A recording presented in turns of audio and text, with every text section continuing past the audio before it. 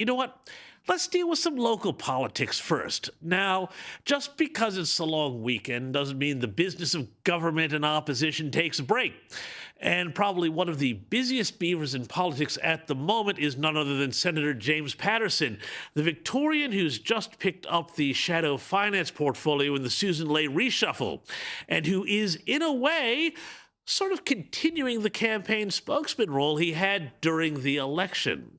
Now, going into the fray this morning, there was Patterson mixing it up with David Spears over at the ABC. The big elephant in the room, of course, was the U.S. and the potential meeting between Prime Minister Anthony Albanese and U.S. President Donald Trump in the context of Australia's anemic defense spending, Labor's need to get a trade deal, and the White House's desire to get more access to our markets, while just maybe also getting us to up our game a little bit when it comes to freedom of speech, too. So here's a bit of Patterson talking trade deals with David Spears. The UK has done a deal with Donald Trump, and that involves granting unprecedented access for American beef to the British market. Are you saying Australia should do that? No, I'm not saying that, David. OK, but you're essentially saying he should get the deal that Keir Starmer has got without doing what Keir Starmer has done to get it. No, I'm not saying that, David. I'm just saying that Keir Starmer proves that it is possible to get an exemption. It is not an impossible task, and what we ask and expect of the Prime Minister is that he put our best foot forward, that he make those arguments. And I have to say, I think that would have been much easier if, like Keir Starmer, the Prime Minister had made the effort to go and meet the President earlier than he has now. It's 7 months on since the President was elected, and other world leaders like Keir Starmer and Emmanuel Macron have made the trip to the United States and have met with the President multiple times in multiple forums. The Australian Prime Minister has not yet done so.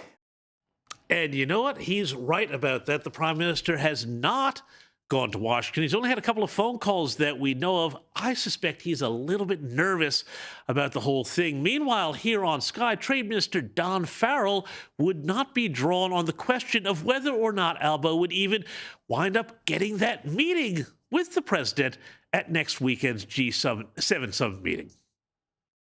We'll see what happens this time next weekend. Who knows? Anyway, Farrell also said that he had met with U.S. Trade Representative Jameson Greer, and that, well, things went about as well as could be expected. Look, he certainly made it clear that these are ultimately decisions that the President of the United States will make. But he, look, it was a friendly discussion. It wasn't a difficult discussion in terms of the relationship between us. Well, he would say that, wouldn't he? But there's still a few things that need to be worked out. One, of course, is the question of market access for American beef producers, which was flagged just a moment ago by Senator Patterson. Two, there's the much bigger issue of defense spending. Now, we know the Trump administration wants us to go to 3.5% of GDP. The coalition, I think, is saying 3%. And we know that this is a very big issue with Donald Trump, because if there is anything Trump cannot stand, it's a freeloader. And looking at Australia and our anemic defense forces, well, he might very well think that charge would stick. And then there's another issue, though, and this issue doesn't, I think, get enough play here in Australia because maybe we don't think it's quite as important as they do in America,